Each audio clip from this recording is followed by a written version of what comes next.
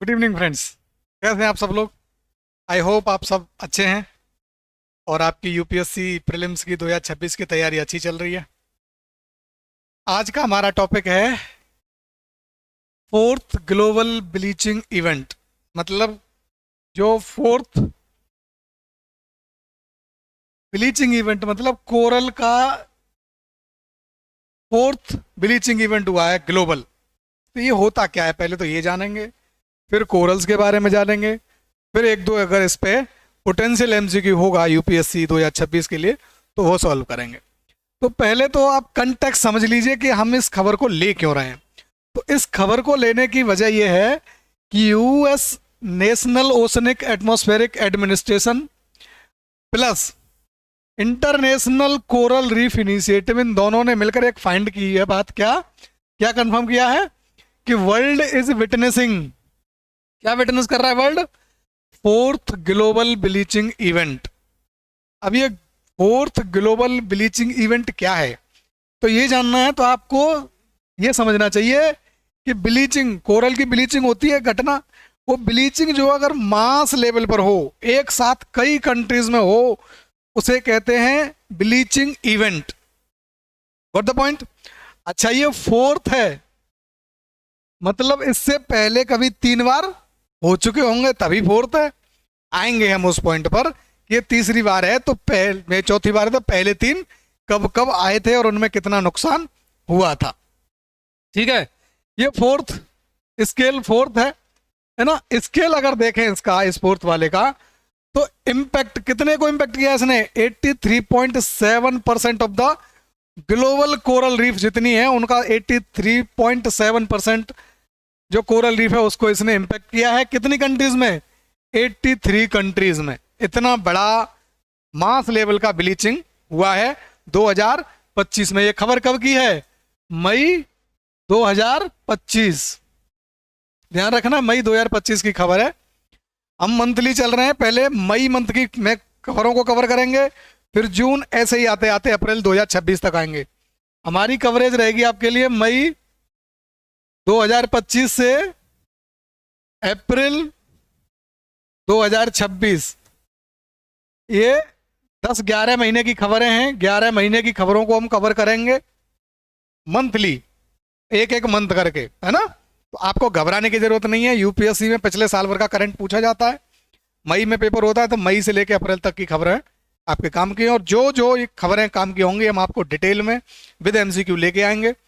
आज हमारा ये दूसरा टॉपिक है। पहले हम एयर डिफेंस सिस्टम पढ़ चुके हैं। अगर अभी तक नहीं पढ़ा है तो मैंने उस पर 3 लेक्चर बनाए हैं, आप उन्हें जाके प्ले लिस्ट में, करंट अफेयर की प्ले लिस्ट बना रखी है अलग से, यूपीएससी 2026 के नाम से ही, जाके सारे लेक्चर्स देख लीजिए। क्वालिटी का कंटेंट एक जगह पर विद ए प्रैक्टिस एमसीक्यू आपको चाहिए तो इस चैनल को सब्सक्राइब कर लीजिए और ज्यादा से ज्यादा लोगों के साथ शेयर भी कर लीजिए, है ना। ये स्केल समझ में आ गया आपको? ऑन गोइंग है, मतलब अभी कंप्लीट नहीं हुआ, चल रहा है। कितने लंबे समय तक चलेगा कोई पता नहीं है, मई की खबर के हिसाब से। ठीक है, और ये ध्यान रखना है, ये अब तक जो 4 हुए, चौथा है, ये पिछले तीनों से भी बड़ा है।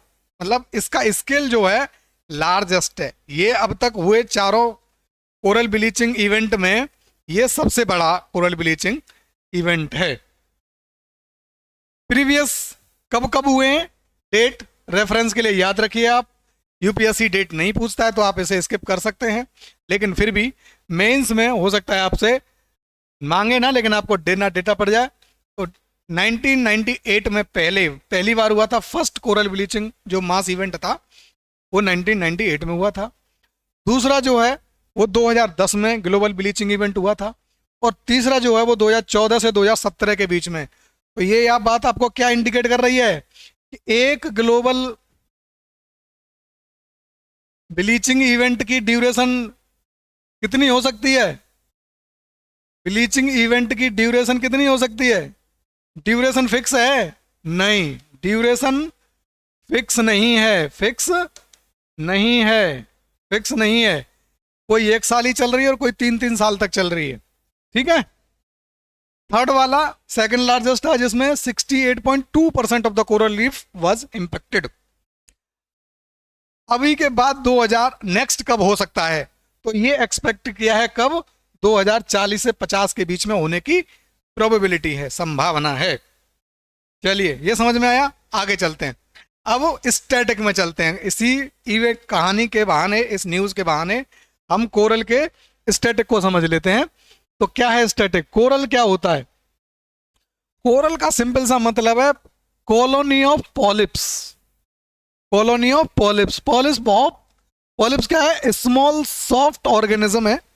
अब ये छोटे छोटे ऑर्गेनिज्म की एक कॉलोनी जब बन जाए तो ये हो गया कोरल। समझ में आ रहा है? ये एक जो है ऑर्गेनिज्म है, ये है पोलिप। जब इनकी कॉलोनी, जैसे मधुमक्खी का छत्ता होता है, तो कोरल को ऐसा मानो जैसे छत्ता बड़ा मास लेवल पर पहाड़ की तरह बन जाता है। आगे चल के समझेंगे इसको, है ना। अब इसे पोलिप का किंगडम क्या है याद रखना है, यूपीएससी इस पर सवाल पूछ सकता है कि polyps belong to kingdom of Animalia. Animalia में भी ये क्या है, इनवर्टिब्रेट है। एक स्टेटमेंट बन सकता है इस पे कि polyp is a vertebrate animal या इनवर्टिब्रेट एलिमन। तो मैं आपको वहां हिंट करता चलूंगा जहां यूपीएससी के क्वेश्चन में स्टेटमेंट बनने की प्रोबेबिलिटी है। जिस सेगमेंट पे प्रोबेबिलिटी है उस सेगमेंट को मैं हाईलाइट करना चल रहा हूं। किंगडम ध्यान रखनी है, किंगडम क्या है, एनिमेलिया। बात समझ में आ रही है? एनिमेलिया में क्या है, इनवर्टिब्रेट है। इनवर्टिब्रेट मतलब रीढ़ की हड्डी नहीं होती। फाइलम याद रखना है, यह है सिनेंडेरिया। सिनेंडेरिया ये फाइलम भी याद रखना है आपको, ठीक है। टेक्सोनोमी किसी भी ऑर्गेनिज्म की जो न्यूज में है उसकी जरूरत, ये बेसिक साइंस का, बायोलॉजी का कंसेप्ट है, वहां आपको याद रखना पड़ेगा ना। किंगडम, क्लास, जो होती है फाइलम, स्पीसीज सबसे लास्ट में आता है, तो वहां जाना है टेक्सोनोमी में। इतनी टेक्सोनोमी तो कम से कम याद रखनी है आपको, दो लेवल पे, किंगडम और फाइलम। दे आर सीक्रेट, क्या सीक्रेट करते हैं ये, Rocky chalk like calcium carbonate. अब ये क्योंकि सॉफ्ट है, सॉफ्ट ऑर्गेनिज्म है, तो इसको अपनी प्रोटेक्शन के लिए कुछ रिलीज करना पड़ेगा। क्या रिलीज करते हैं ये, क्या रिलीज करते हैं, कैल्शियम कार्बोनेट। कैल्शियम कार्बोनेट, और जो इसकी बॉडी के इर्द गिर्द जम जाता है तो एक्सोस्केलेटन बनाता है, इसको कवर करता है। जैसे ये पोलिप है, अब ये पोलिप रिलीज करेगा CO2 और इसके ऊपर जमा हो जाएगा तो ये स्ट्रांग बन जाएगा। प्रोटेक्शन, अपनी प्रोटेक्शन के लिए क्या रिलीज करते हैं, CaCO2, calcium carbonate around themselves for protection. ध्यान रखना किस लिए, मजे के लिए नहीं रिलीज करते, ये रिलीज करते हैं अपनी प्रोटेक्शन के लिए।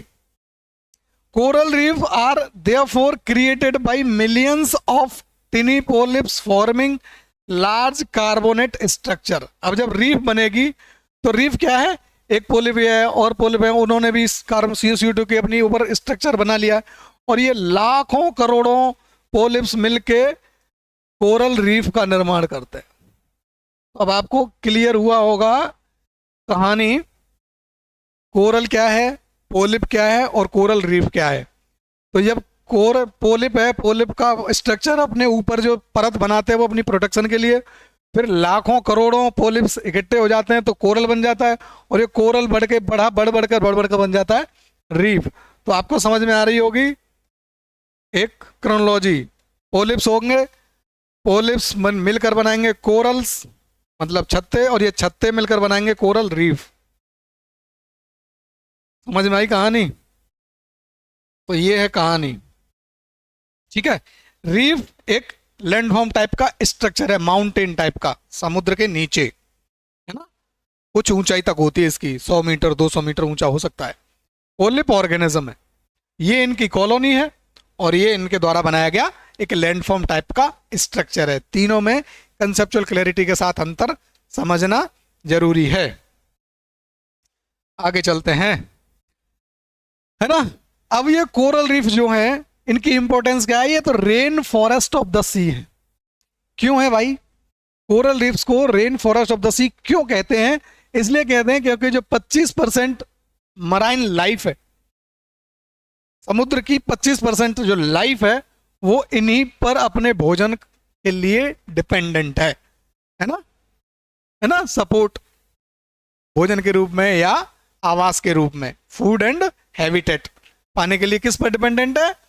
इस पर, कोरल रीफ पर। तो याद नहीं रख लेना है कि coral reefs are the rain forest of the marine life, आपको ये भी पता रहना चाहिए क्यों, क्यों कोरल रीफ जो है rain forest of the sea है। ठीक है, अब आपने देखा होगा कि coral reefs are known for their colours, वो कलरफुल दिखाई देती हैं। इन ये टूरिस्ट साइट्स होती हैं जहाँ जहाँ कोरल रीफ्स होती हैं, अंडमान निकोबार में है, गल्फ ऑफ मन्नार में है, लक्षद्वीप में है, जहाँ भी है वहाँ कलरफुल है। तो इसके पीछे जो कलरफुल, भाई जब पोलिप है, हमने कोरल रीफ में देखा था पोलिप है ना, पोलिप एक ऑर्गेनिज्म है और ये ऑर्गेनिज्म सॉफ्ट है, अपनी सॉफ्टनेस की वजह से ये CO2 छोड़ता है, रिलीज करता है। इसका कलर तो वाइट है। तब ये जब इसके ऊपर जमा होने वाली प्रोटेक्टिंग लेयर वाइट कलर की है, तो कोरल कलरफुल कैसे बन जाता है, ये एक बड़ा सवाल है। तो आपको जानना ये जरूरी है, ये जो वाइट कलर है ये कलरफुल कब बनता है? जब इसमें ब्लू, ग्रीन, रेड कौन आके मिलेगी? एल्गी। कौन आके मिलेगी? एल्गी।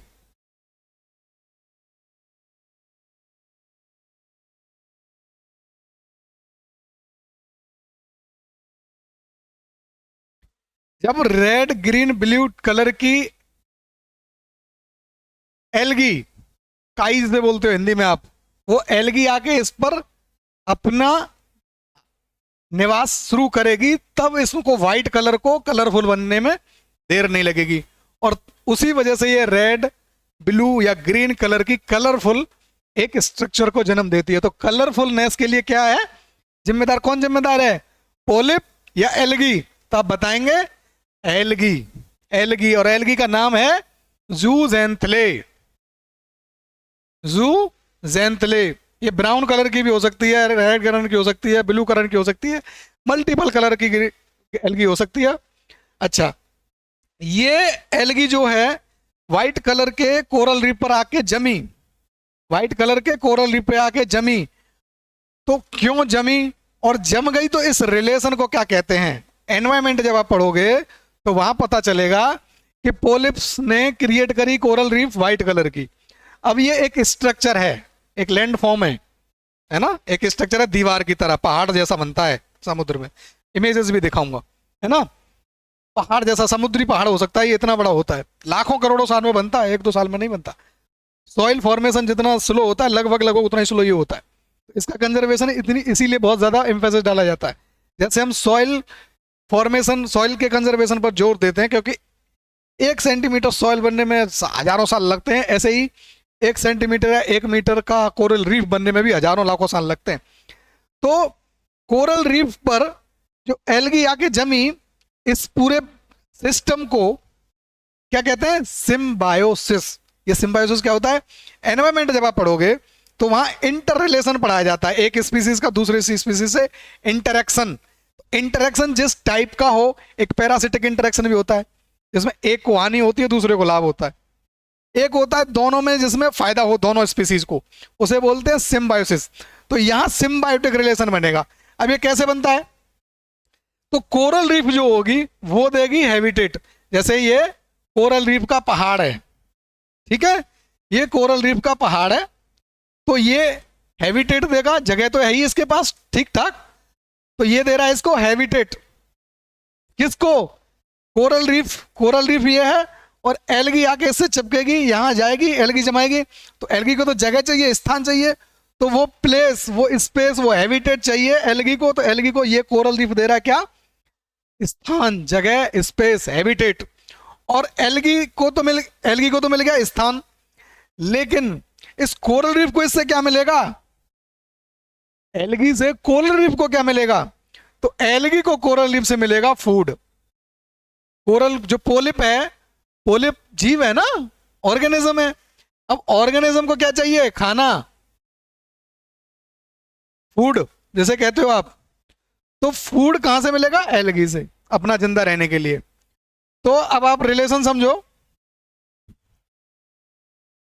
ये पोलिप ठीक है, और ये एलगी, ठीक है। अब ये इसको क्या दे रहा है, ये इसको दे रहा है हैबिटेट।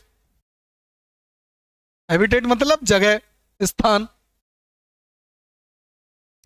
और ये इसको क्या देगी, एलगी, ये देगी फूड, काई। तो इसको मिल रहा है खाना इससे, और इसको मिल रहा है इससे जगह। इस पूरे लेन देन को, क्योंकि दोनों को ही फायदा हो रहा है, किसी को नुकसान नहीं हो रहा है, इसीलिए इस पूरे इंटरेक्शन को बायोटिक इंटरेक्शन बोलते हैं एनवायरमेंट में। तो ये कौन सा हुआ, सिम्बायोसिस, सिम्बायोसिस या सिम्बायोटिक, जहां दोनों स्पीसीज को एक दूसरे से फायदा हो। तो ये सिम्बायोटिक रिलेशन में है। एनवायरमेंट में कई तरह के इंटरेक्शन होते हैं, उनमें एक पैरासिटिक होता है ना। पैरासिटिक इंटरेक्शन क्या होता है, जिसमें एक को फायदा हो दूसरे को नुकसान हो। जैसे आपके सर में जू, ये क्या है, पैरासिटिक है, आपको नुकसान हो रहा है, जू को फायदा हो रहा है। आगे चलते हैं। हमने कोरल समझा, पोलिप समझा, कोरल रीफ समझा, और उसकी कलरफुलनेस समझी। अब आते हैं ये कलरफुल जो होती है, ये क्यों ब्लीच हो जाती है, और क्या होता है ब्लीचिंग का मतलब क्या है, और क्यों होती है ब्लीचिंग। मतलब जैसा उसका वाइट कलर था, हमने समझा था कि पोलिप जो है एक ऑर्गेनिज्म है जो अपनी सेफ्टी के लिए, क्योंकि वो सॉफ्ट होता है इसलिए CO2 की लेयर छोड़ता है, और जम जाती है, उस वजह से वो वाइट कलर का होता है। लेकिन फिर उसमें एल्गी आके जुड़ती है तो कलरफुल हो जाता है। अब ये कलरफुलनेस जब हट जाएगी, इसी को बोलते हैं कोरल ब्लीचिंग। तो कोरल ब्लीचिंग का मतलब समझ में आ रहा है आपको। कोरल ब्लीचिंग का मतलब है कि उसकी जो कलरफुलनेस थी वो हट गई। अब ये कलरफुलनेस हटना ही कोरल ब्लीचिंग है ना। कोरल ब्लीचिंग का मतलब क्या है कि corals expel the colourful algae. Coral algae को निकालते फेंकते हैं, हटा देते हैं, एक्सपेल कर देते हैं। जब एल्गी हट जाएगी तो एल्गी ही तो कोरल रीफ की कलरफुलनेस के लिए जिम्मेदार थी। अब जब कलर होले का जो रीजन था वही हट गया, तो ये अपने ओरिजिनल कलर में आ जाएंगे। और ओरिजिनल कलर कैसा है, white.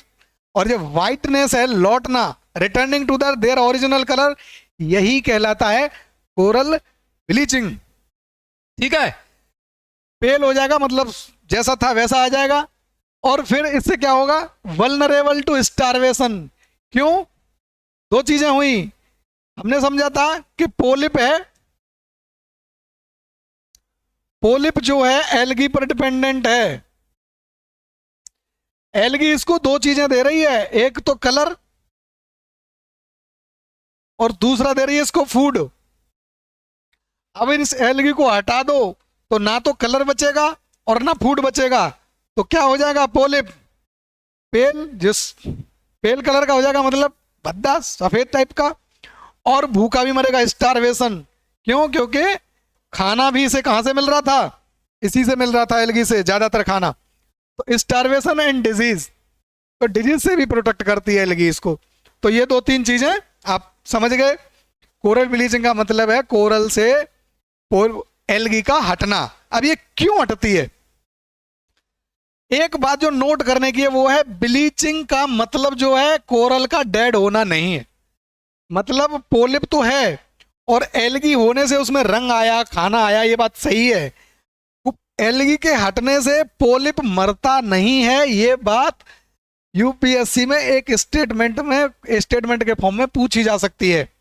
Consider the following statement regarding the polyps और coral reefs after bleaching polyps get died. आपको बोलना है नहीं, मरता नहीं है, जिंदा रहता है, बीमार हो सकता है, कमजोर हो सकता है, लेकिन मरता नहीं है। रीस्टोर किया जा सकता है अगर फेवरेबल कंडीशन फिर से रीस्टोर हो जाएं। ये बात स्टार बना लो, यूपीएससी में एक स्टेटमेंट बन सकता है। क्योंकि जनरल कॉमन सेंस क्या बोलेगा कि भाई ब्लीचिंग का मतलब है डेड होना, है ना। वो आप कंसेप्चुअल क्लैरिटी लेके चलें। कॉजेज आप ध्यान रखें, वेल नोन कॉजेज हैं क्लाइमेट चेंज, खासकर ग्लोबल वार्मिंग, टेम्परेचर जब बढ़ता है तब एक्सट्रीमली लो टाइड्स हो जाए, मतलब पानी की कमी हो गई, पॉल्यूशन हो जाए तब भी, और सनलाइट बहुत ज्यादा हो जाए तब भी। ठीक है, अल्टीमेटली टेम्परेचर बढ़ जाता है ओशनिक वाटर का, तब होता। अभी हमने ब्लीचिंग इवेंट समझ लिए, कोरल समझ लिए, कोरल की ब्लीचिंग समझ ली, ठीक है। अब हम समझते हैं कि कोरल के कितने टाइप्स होते हैं दुनिया में, कोरल कैसे फॉर्म में पाए जाते हैं, किन किन फॉर्म्स में कोरल्स पाए जा सकते हैं, कोरल रीफ्स। तो जनरली मेजरली ज्योग्राफी में भी पढ़ोगे आप, एनवायरमेंट में भी पढ़ोगे, तो 3 तरह की कोरल रीफ्स होती हैं, fringing coral reefs, barrier coral reefs और अटोल, ठीक है। एक एक करके इनको समझने की कोशिश करते हैं। पहला है फ्रिंजिंग रीफ। फ्रिंजिंग रीफ का मतलब है ग्रोइंग डायरेक्टली सीवार्ड, एक रीफ है जो डायरेक्टली सी ओशन की तरफ बढ़ती जा रही है ना। कनेक्शन विद शोर लाइन, तो आइदर अटैच्ड हो भी सकती है शोर से, मतलब किनारे से अटैच हो भी सकती है रीफ, और नहीं भी हो सकती है। सेपरेटेड बाई, ध्यान रखना है, नैरो एंड सैलो लेगून। जैसे ये शोर लाइन है, ये देखें आप, ये शोर है, किनारा है ये, और ये कोरल रीफ है। इसके बीच में आपको छोटी सी नैरो लेगून दिखाई दे रही है, सैलो लेगून। सैलो लेगून से सेपरेट भी हो सकता है और ये एब्सेंट भी हो सकती है। जो सैलो लेगून है वो एब्सेंट भी हो सकती है। डायरेक्ट ये शोर किनारा है और यहीं से मिलती बनती हुई कोरल रीफ जाए ऐसे इधर सीवार्ड। इसका एक्सपेंशन जो है वो ध्यान रखना है समुद्र की तरफ अंदर होगा, मतलब ये किनारा है, इस किनारे इसे बोलते हैं शोर, किनारा, किनारे के पैरेलल नहीं होगी, नहीं तो दूसरी बन जाएगी बैरियर रीफ। तो बैरियर रीफ पैरेलल होती है किनारे के, तो किनारे वाली नहीं, इधर एक्सपेंशन जो है वो समुद्र की तरफ जब हो तब इसे बोलते हैं fringing, fringing reef. Got the point? मतलब साफ है कि समुद्र के किनारे से या तो टच होती हुई या सैलो लेगून के द्वारा अलग करी हुई जो रीफ होगी उसे बोलते हैं, ये किनारा समझो। अब या तो इससे मिल टच होती हुई ऐसे ये रीफ है, ये एक इस फॉर्म में हो सकती है या इस फॉर्म में हो सकती है। ये कोरल रीफ है, ये भी कोरल रीफ है, ये किनारा है। अब इस किनारे से सी वार्ड, ये सी है, ओशन है,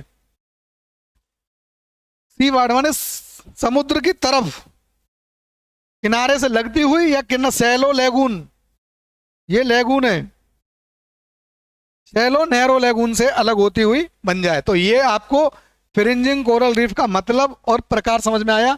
मैंने आपको इमेज भी दिखा दी। एग्जाम्पल बहुत जरूरी है, कौन फ्रिंजिंग है, कौन कौन अटोल है और कौन बैरियर रीफ है। मैंने 3 एग्जाम्पल यूज किए हैं जो ग्लोबली वेल नोन है, ठीक है, जो यूपीएससी में एक स्टेटमेंट का बेस बन सकते हैं। निंगलू, निंगलू, निंगलू रीफ कहां पर है? ऑस्ट्रेलिया में है। ऑस्ट्रेलिया में 2 रीफ हैं, एक ये निंगलू और एक और आएगी ग्रेट बैरियर रीफ, ठीक है। The world's largest fringing reef है ये दुनिया की। मैंने जो भी नाम याद रख यहाँ लिखे हैं वो इसीलिए क्योंकि उनकी फेमसनेस बहुत ज़्यादा फेमस है और सवाल बनने का पोटेंशियल रखते हैं, इसलिए मैंने उन एग्जाम्पल्स को रखा है। लार्जेस्ट है फ्रिंजिंग, लार्जेस्ट रीफ आपको याद रखना है, ऑस्ट्रेलिया में है, नाम है उसका निंगलू, ठीक है। 260 किलोमीटर लंबी है।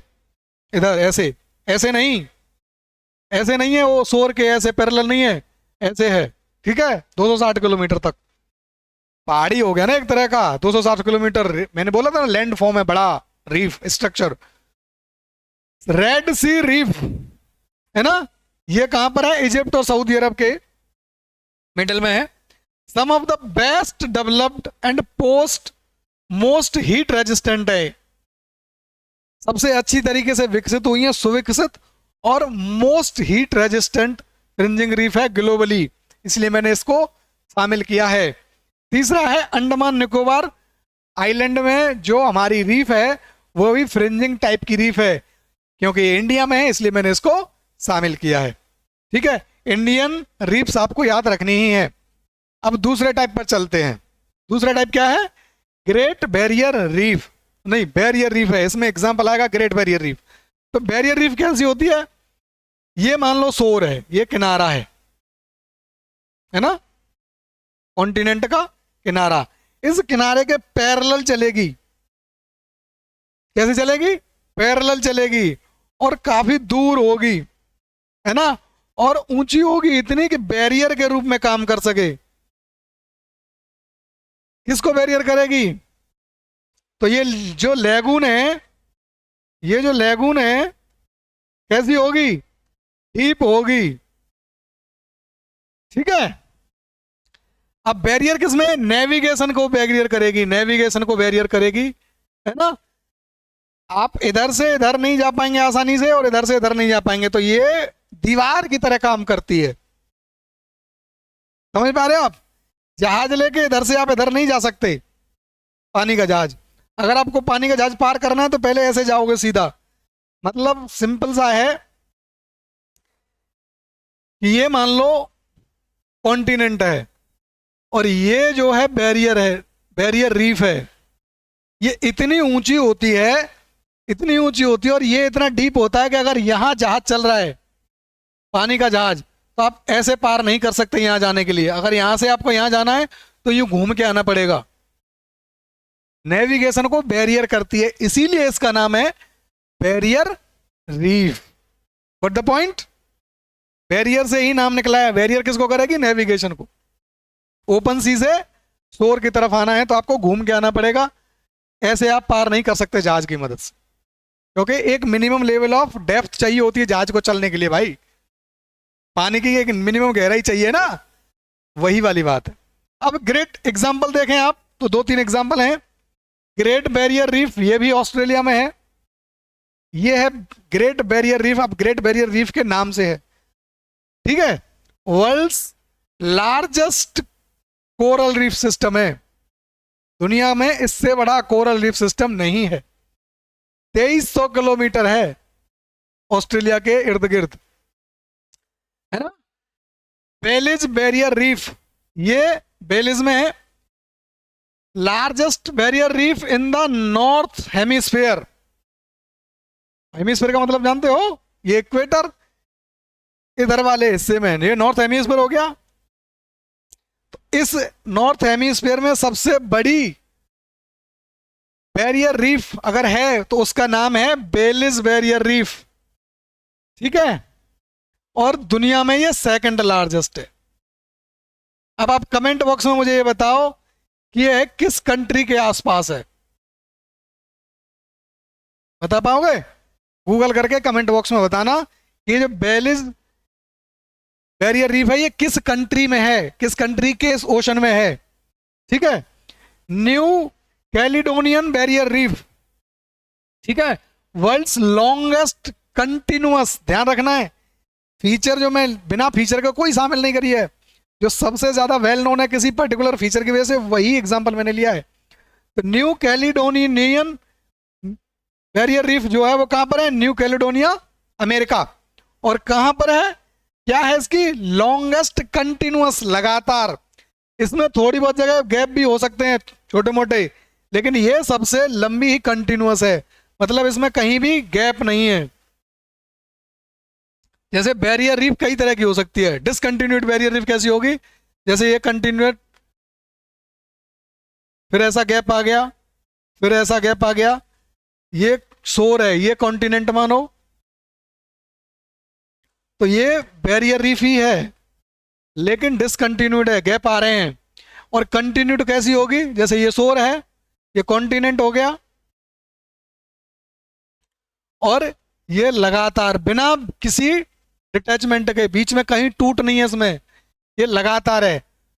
तो ये कौन सी है? न्यू कैलिडोनिया वाली जो बैरियर रीफ है वो लॉन्गेस्ट कंटिन्यूअस है। लार्जेस्ट ग्रेट बैरियर रीफ है जो ऑस्ट्रेलिया में है, लेकिन लॉन्गेस्ट कंटिन्यूअस वाली ये यहां पर है, new Caledonia barrier reef. What the point? समझ में आई? एग्जांपल के साथ आगे चलते हैं। अटॉल, तीसरे टाइप की कोरल रीफ। अटॉल क्या है? ये रिंग शेप्ड होती है, गोलाकार होती है इन जनरल, ठीक है। सराउंड किसके इर्द गिर्द होगी? तो ये एक सेंट्रल लेगून के इर्द गिर्द होगी विदाउट सेंट्रल आइलैंड। मतलब ऐसा है जैसे ये कभी ज्वालामुखी था मान लो, ठीक है, समुद्र में ज्वालामुखी है और ये सिंक कर जाए, ये सिंक कर जाए, समुद्र का पानी यहां पर ही है मान लो, ऐसे लेवल पर है, इस लेवल पर समुद्र पानी है, अब ये सिंक कर जाए, नीचे को बैठ जाए, तो क्या होगा, ये कुछ ऐसी बन जाएगी,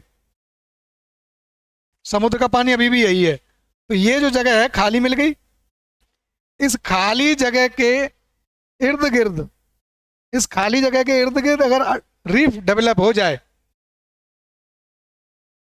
तो जो रिंग आकार की रिंग शेप्ड रीफ बनेगी, उसी को बोलते हैं अटॉल। ये आप देखें एग्जाम्पल के तौर पे हमने अटॉल लिया भी है? कहाँ फॉर्म होते हैं? वॉल्केनिक आइलैंड सिंक जब कर जाए तब ये बनती हैं, है ना। रीफ लगातार अपवर्ड मूवमेंट करेगी और सिंक जो ज्वालामुखी है वो नीचे बैठता है। मालदीव का जो अटॉल है वो ऐसा ही है, अटॉल है, इसी को अटॉल ही बोलते हैं रीफ को। लक्षद्वीप के कई आइलैंड हैं जो अटॉल हैं, और बिकिनी अटॉल मार्शल आइलैंड में, ये भी अटॉल टाइप के हैं। तो ये 3 एग्जाम्पल आपको यहां देखने को मिलते हैं, ठीक है। तो ये हुआ पूरा लेक्चर कोरल रीफ पर। लेक्चर की शुरुआत में हमने कहां से शुरुआत करी थी? कंटेक्स्ट से। कंटेक्स्ट में बात आई थी, एक तो यूएस की ऑर्गेनाइजेशन है और एक इंटरनेशनल कोरल रीफ इनिशिएटिव है, जिसने ये फाइंड किया था कि 4th ग्लोबल ब्लीचिंग इवेंट चल रहा है। तो अब हमारा दायित्व तो ये है एज एन यूपीएससी एस्पिरेंट कि भाई हम ये इंटरनेशनल कोरल रीफ इनिशिएटिव के बारे में भी 4 बातें जान लें, क्योंकि हमें नहीं पता कि सवाल सिर्फ इवेंट पर आएगा, जो न्यूज़ है वो 2 लाइन की न्यूज़ है उस पर आएगा, या कोरल के स्टैटिक में आएगा तो मैंने कोरल का स्टैटिक बता दिया, या क्योंकि इस वजह से वो न्यूज़ खबर में आई थी, इस इंस्टीट्यूट की वजह से, तो ये इंस्टीट्यूट अपने आप में इंपॉर्टेंट हो जाता है। तो इस इंस्टीट्यूट को याद कर लिया जाए, इस इंस्टीट्यूट को समझ लिया जाए, ये समझ होती है। इसी तरह यूपीएससी की तैयारी करनी होती है। खबर में ही सारी चीजें ढूंढने की कोशिश करोगे तो आप शायद कहीं लैग करोगे। आपको लैग करने से बचना है तो मतलब उसके कंपोनेंट्स में जाइए कि खबर किसने रिलीज करी है, इस इंस्टीट्यूट ने। तो इस इंस्टीट्यूट का स्टैटिक हम जान लें, किस बारे में है, कोरल के बारे में है, तो कोरल का स्टैटिक जान लें। ये अप्रोच होती है यूपीएससी की तैयारी की। तो आइए इंटरनेशनल कोरल रीफ इंस्टीट्यूशन के बारे में जान लेते हैं। इनिशिएटिव है, इंस्टीट्यूशन नहीं। कोरल रीफ इनिशिएटिव, तो ये क्या है, कैसा है? तो पहली बात तो जान लें कि इनफॉर्मल है। इसकी नेचर कैसी है?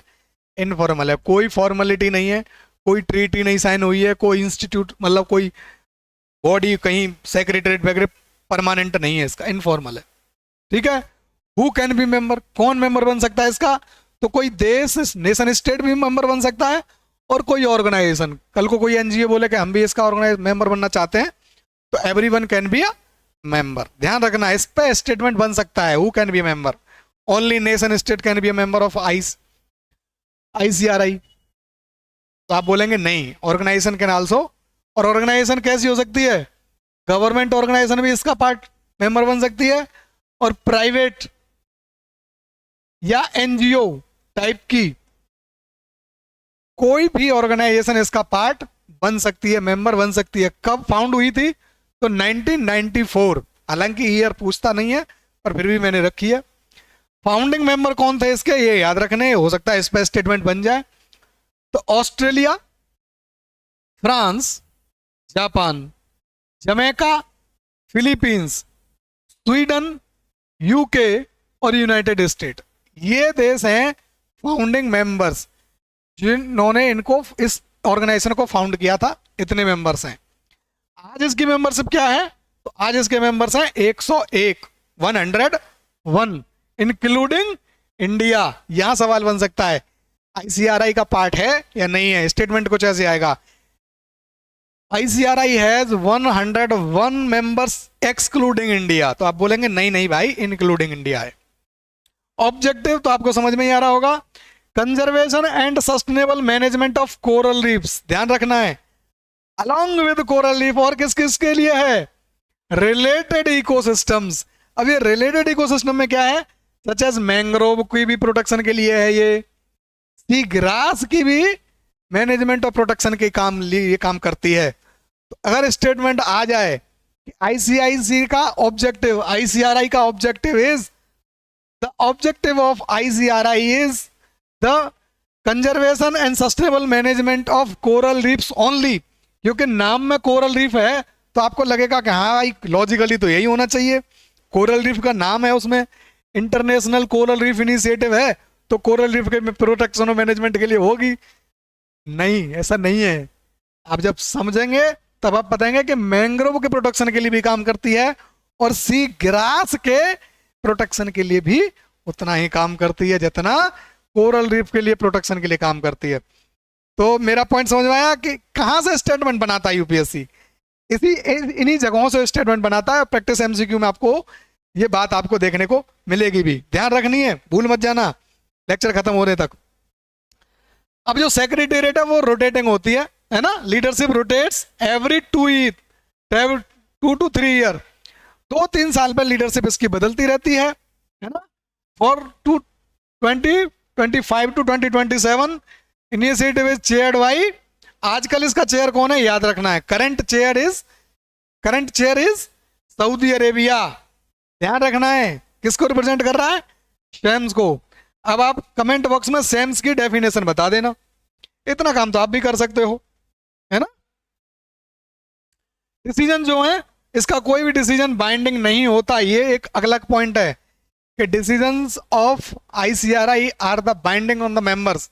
आप बोलेंगे नहीं भाई ऐसा नहीं होता, अनबाइंडिंग है, नॉन बाइंडिंग है, केवल पॉलिसी एडवोकेसी करती है, ये सजेस्ट करती है, मानना न मानना मेंबर कंट्रीज के ऊपर होता है। What the point. अब इस आईसीआरआई के कुछ इनिशिएटिव जान लो जो आपको एक स्टेटमेंट के रूप में आ सकता है। डायरेक्ट सेपरेट क्वेश्चन इसी पे बन सकता है कि consider the following statement regarding the initiative of ICRI, या आईसीआरआई के बारे में 4 स्टेटमेंट बोले, उन 4 में एक स्टेटमेंट इसके इनिशिएटिव्स बेस से भी हो सकता है। तो उस हर एक पॉसिबिलिटी के लिए आपको तैयार रहना है, जिस पॉसिबिलिटी पे सवाल बन के आपके सामने आ सकता है। इनिशिएटिव्स देखें तो कोरल रीफ ब्रेक थ्रू एक इसका इनिशिएटिव है, ग्लोबल कोरल मॉनिटरिंग नेटवर्क ये इसका इनिशिएटिव है, international year of the reef भी इसका एक कैंपेन था, उसकी प्रोटेक्शन को बढ़ाने के लिए एक अवेयरनेस कैंपेन था, और ग्लोबल कोरल रीफ समिट 2026 ये भी इसका इनिशिएटिव है। तो 4 इनिशिएटिव हैं, याद रखने हैं, ठीक है। पोटेंशियल क्वेश्चन, इस पूरे टॉपिक से 2 क्वेश्चन मैंने बनाए हैं, दोनों क्वेश्चन को आप कर लेंगे तो इन दोनों टॉपिक से अगर कोई क्वेश्चन आता है तो आप तैयार कर लेंगे। पहला क्वेश्चन, कंसीडर द फॉलोइंग, पहला क्वेश्चन है ये, क्वेश्चन 1 है, ठीक है, ध्यान रखना है। आंसर की में क्वेश्चन 1 के साथ नाम से ही इसका आंसर आएगा।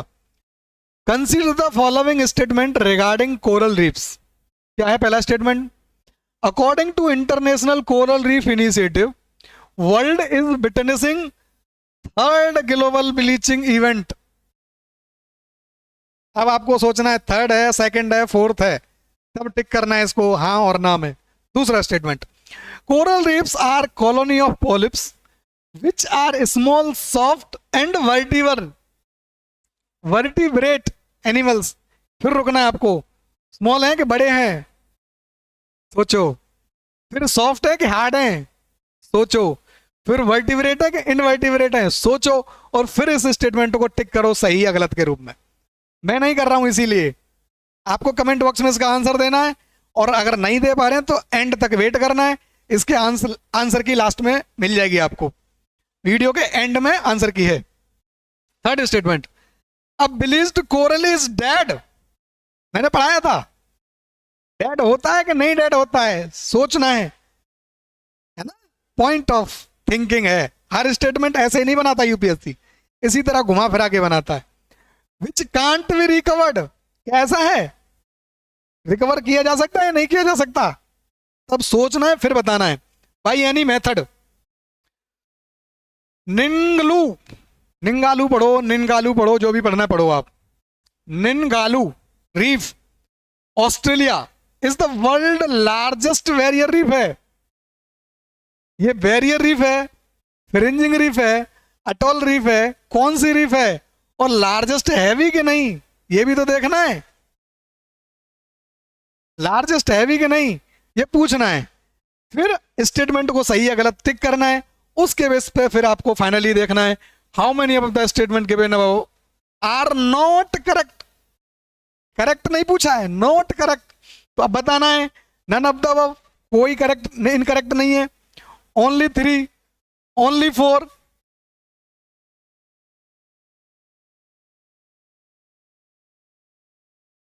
ऑप्शन थोड़े गलत बने हैं, ये ओनली 4, ओनली 1 कर लीजिए इसे, ओनली 1 या 2, आप कुछ भी मान सकते हैं, ओनली 1 या 2। ऑप्शन अभी भी सही है इसमें।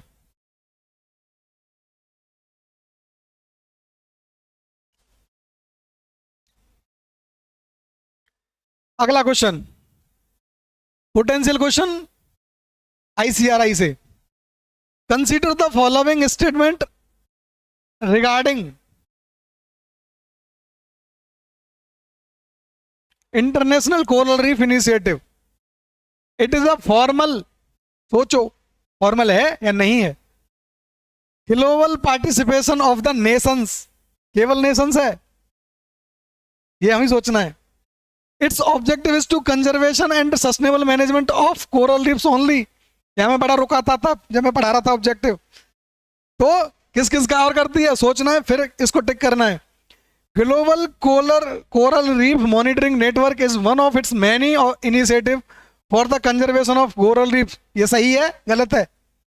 फिर Australia is set to host its first, Australia ही होस्ट कर रही है या कोई और है, first ever ministerial level global coral reef summit in 2026, कहाँ समिट कहाँ होगा ये देखना है आपको, ऑस्ट्रेलिया है कोई और कंट्री है। फिर देखना है how many of the statement given over are correct, वहां नॉट करेक्ट था, यहां करेक्ट है, ठीक है। अब यहां आपको टिक करना ओनली 1, ओनली 2, ओनली 3, ओनली 4, और आंसर्स की ये है आपकी, यहां ये सी होगा क्योंकि ऑल 4 उसमें सी में थे, ध्यान रखना है, डी नहीं था, डी में वहां 5 था जो बाई मिस्टेक किसी और के ऑप्शन पेस्ट हो गए थे, और दूसरे का ऑप्शन ये है ए। किन किन के करेक्ट थे आप कमेंट बॉक्स में हमें शेयर कर सकते हैं। इसी तरह के एग्जाम ओरिएंटेड लेक्चर्स के लिए, एग्जाम ओरिएंटेड क्वेश्चंस के लिए, प्रैक्टिस के लिए, topic with MCQ, practice MCQ के लिए अगर कंटेंट रेगुलरली चाहिए तो हमारे वीडियोस को ज़्यादा से ज़्यादा लाइक एंड शेयर कीजिए, चैनल को अब सब्सक्राइब कर लीजिए, क्योंकि अब ये कंटेंट लगातार आता रहेगा, मैं क्वालिटी फर्दर इंप्रूव करूँगा, जो इस तरह की मिस्टेक हुई वो अगली बार आपको देखने को नहीं मिलेगी, ऐसी हमारी पूरी कोशिश रहेगी। थैंक यू फॉर वॉचिंग, मिलते हैं अगले टॉपिक के साथ, तब तक पढ़ते रहिए, बढ़ते रहिए।